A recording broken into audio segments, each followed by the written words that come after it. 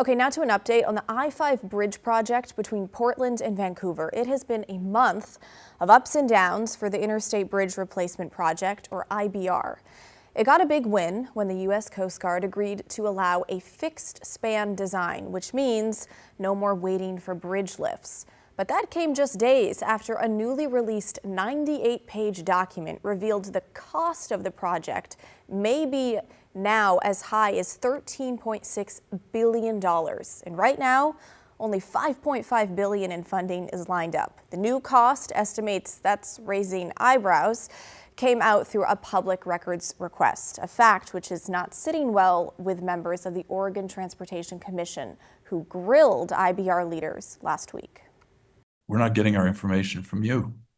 We're getting it from the Oregon Journalism Project. We're getting it from the Seattle Times. We're getting it from the City Observatory, and it shouldn't be that way. If those numbers are correct, we can't build this project. There's no way you're going to get the money to do it at this point. Okay, for its part, the bridge team continues to say they didn't release the document themselves because it was a start of the cost estimate process, not the end of it, and the final numbers still are not ready. It was a building block, a basis of estimate document that contained a table of a projected range of cost-loaded and inflated numbers. That was a projected but not calculated or deeply analyzed number. So that was an early step in the cost estimate validation process. But commissioners argued that hard conversations need to start happening because, like it or not, the numbers are out there. I know you're uncomfortable having it be released. I can tell you're uncomfortable even having a conversation about it, but we should be talking about it because it's the best document we have at the moment. The narrative now is so negative that you guys could put the bridge in jeopardy simply because you're not willing to have these conversations until the numbers are perfect. Remember, this isn't just a Columbia River Bridge replacement. There's a light rail extension to Vancouver, upgrades or rebuilds of every interchange from Victory Boulevard to SR 500, and 3 new bridges to Hayden Island from the Oregon side. And again, with less than half of the project funding actually lined up so far, could we be looking at another failed Columbia River crossing debacle? Let's start by looking at where things are expected to go from here. IBR wants to start construction this year without full funding, noting the main bridge and approach ramps would be among the first things to be built. It sounds like the unspoken hope here is that the current funding will be enough to at least get those 2 critical pieces done. IBR's plan would then need to find more money somewhere to build the rest of the project, but some of the commissioners sounded like they might be looking for, dare we say, an off-ramp. What are the packages that are absolutely necessary versus and kind of timing on that, and what's the cost of that? I think you got to get down to that piece. So I'd like to hear what the plan is. Do we stop at 6? Does it have to go to 13? What happens if we get the 6 spent? Can we stop? Our transportation expert took a closer look at the new cost estimate that we got our hands on to try and answer a simple question.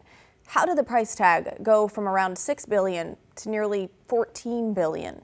The document points to a few reasons, including an enormous increase in risk and uncertainty, although direct construction costs have definitely gone up too. Another big piece is the timeline. Construction was previously supposed to wrap up in 2036. But the new document pushes that to 2045, so that's another 8 years of inflation and administrative costs.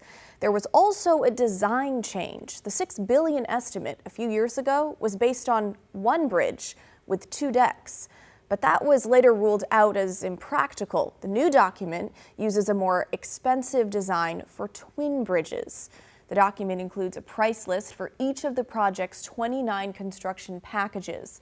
The bridge and approach ramps are definitely the most expensive together, making up about 40% of that more than $13 billion cost. So with $5.5 billion lined up Is that enough money to at least build the main bridge and approach ramps?